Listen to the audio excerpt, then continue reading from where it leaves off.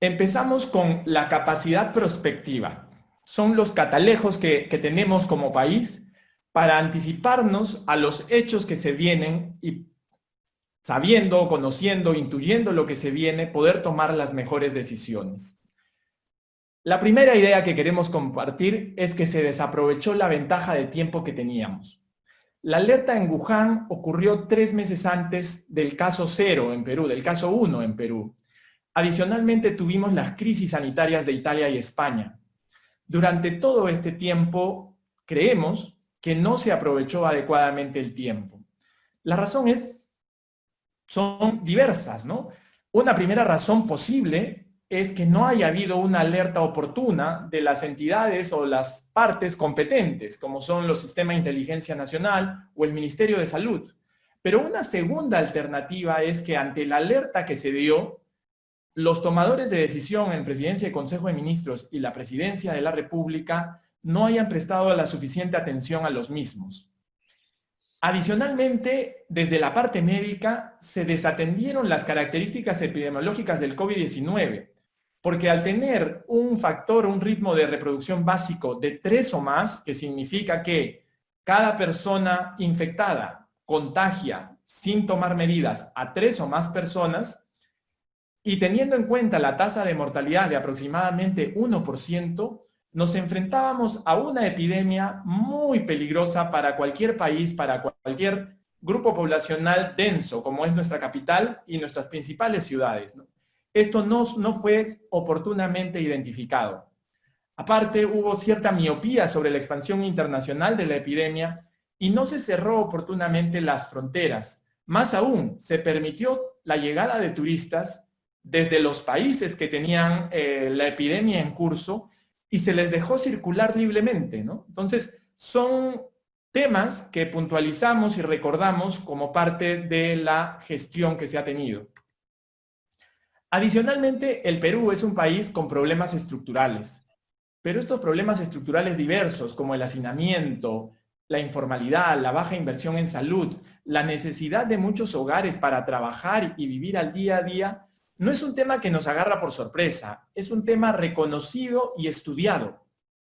Sobre diversos puntos se puede encontrar información en las encuestas nacional de hogares. Estas encuestas se hacen desde el año 1995. Otra información es de dominio público en la parte presupuestal, por ejemplo, la inversión en salud.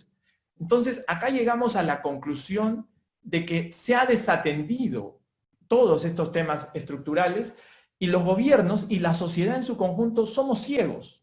No solamente el gobierno del presidente Vizcarra, sino todos los gobiernos de los últimos 30 años. Y esta crisis debe ser la oportunidad para que no vuelva a ocurrir esta ceguera o no volvamos a acostumbrarnos a que los demás o hay una parte importante de la población que vive en estas condiciones.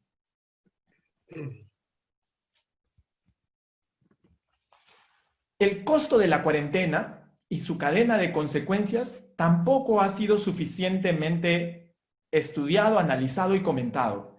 Y creemos que cuando se tomaron las decisiones en marzo, estas consecuencias no habían sido interiorizadas en las decisiones. Por ejemplo, una semana de paro provoca la reducción de la actividad de la economía en más del 30%. Esto significa una pérdida de aproximadamente 4.000 millones de soles por semana. Entre 30 y 40% de las familias se han quedado sin ingresos. Creemos que al tomar las decisiones, no se incorporó el impacto en la pobreza en las mismas. La pobreza afecta a desnutrición y anemia, los logros de aprendizaje de los estudiantes se reducen, los jóvenes que están saliendo al mercado laboral enfrentarán un mercado durísimo y no podrán conseguir empleos adecuados seguramente en muchos años. Además, todos los empleos que se han perdido se traducirán en una informalidad creciente para sobrevivir. Cada una de estas afectaciones o efectos que tiene la crisis debió haberse considerado en el análisis conjunto de la toma de decisiones entre marzo y abril. Y si no se evaluó si era posible contener la epidemia. Siempre el discurso nos dijo, nosotros vamos a hacer cuarentena para controlar la epidemia, para aplanar la curva.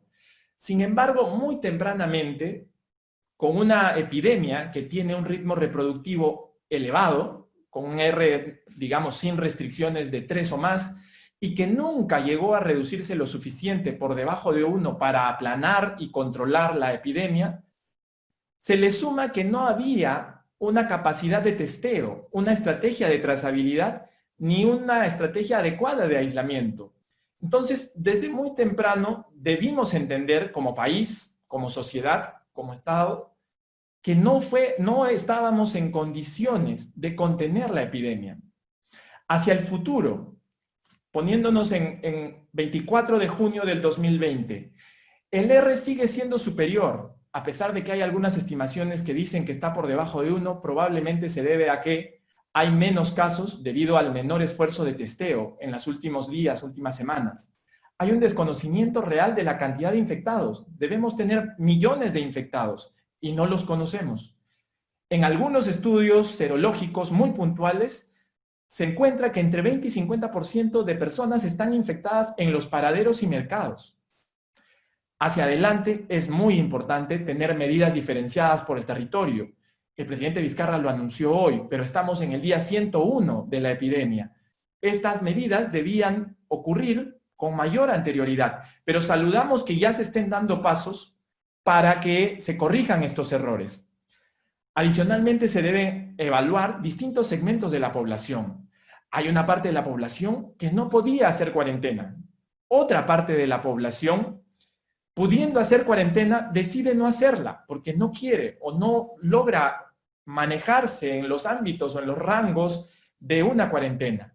Y hay una parte de la población que sí puede y sí quiere hacer cuarentena. Y cada una de ellas requiere políticas distintas y tiene implicancias distintas para la gestión de esta epidemia. Sobre una segunda ola, es algo que tenemos que empezar a pensar ya como prospectiva.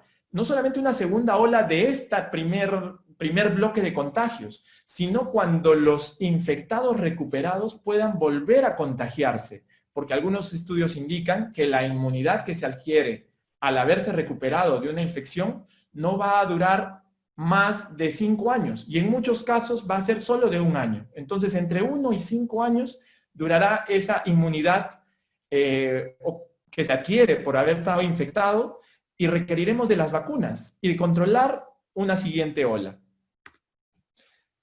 La magnitud del subreporte es importante. La fuente más confiable, con todas las limitaciones que tiene, es el exceso de muertes. Y este es un cuadro que muestra el Financial Times. En este cuadro, el Perú figura con 28.600 muertes en exceso al 15 de junio de este año. Además, la curva sigue abierta, sigue con pendiente positiva.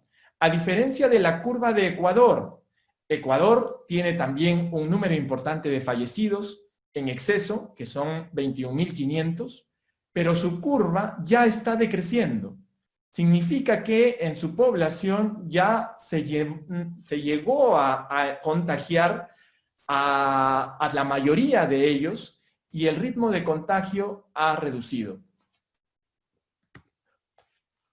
Con otros indicadores, el Financial Times también nos sitúa entre los países más afectados o con mayor muertes, con este indicador de exceso de muertes. Por ejemplo, en total de exceso de muertes, el Perú figura cuarto. En total de exceso de muertes por millón, perdón, el Perú figuraba cuarto. En total de exceso de muertes, en total, el Perú figura sexto. En total de exceso de muertes relativo a los fallecimientos que uno normalmente tendría en estos periodos, el Perú figura primero.